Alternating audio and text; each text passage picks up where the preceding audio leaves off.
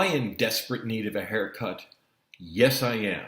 But that's neither here nor there, because this video is about things to watch for when reviewing writing.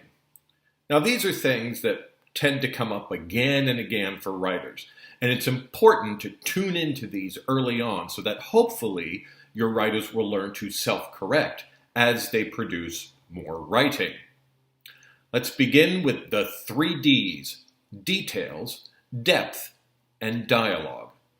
It's important to really hammer away at the 3 Ds early on so your writers can do it better as they go through the program. Details. Writers often don't realize that their readers don't know as much about a topic as they do.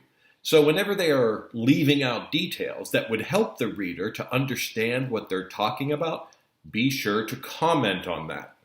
Now, this one also covers anything that's just not clear because of poor sentence structure, odd word choices, and so on. Depth.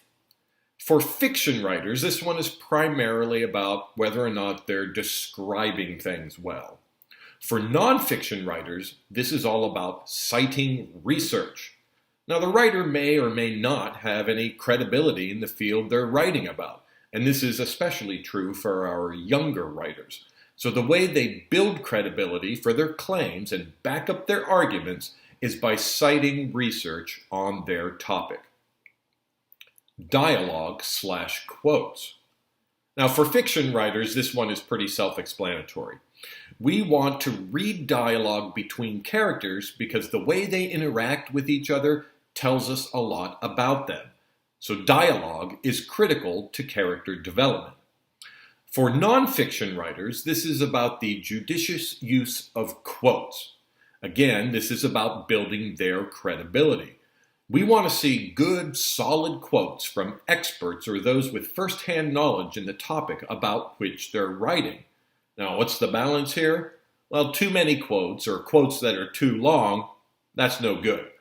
But a well-placed quote every 5 or so paragraphs is a very general rule of thumb that can work well. Short paragraphs. Readers facing a veritable wall of text without paragraph breaks will quickly feel fatigue and put a book down. Shorter paragraphs are better. Our rule of thumb here is that the perfect length of a digestible paragraph is around 10 lines of text. Note, not sentences, but lines. Give or take a few. Now, this is another one that's really important to hammer into writers early on to correct bad habits as quickly as possible.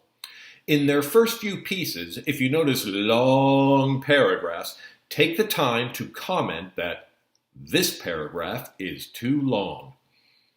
And then highlight and comment on the place in the paragraph where you think it makes sense to break it up into 2 or more paragraphs. Citations. For nonfiction writers, the Chicago Manual of Style is our guide. But we don't expect writers to have full-blown, perfectly formatted notes and citations from the get-go. Getting the words down on the electronic page is far more important in this stage of the program. But they do need to capture just enough information about the source where it will be noted in the text of each document so they can return to it and develop formal citations later on in the revisions phase of the program. Show, don't tell. This one is especially important for fiction writers. Now, I'm not going to try to explain this one because I always get completely tongue-tied when I try to articulate what it's about. But there's a very useful document about it in the DE Documents library.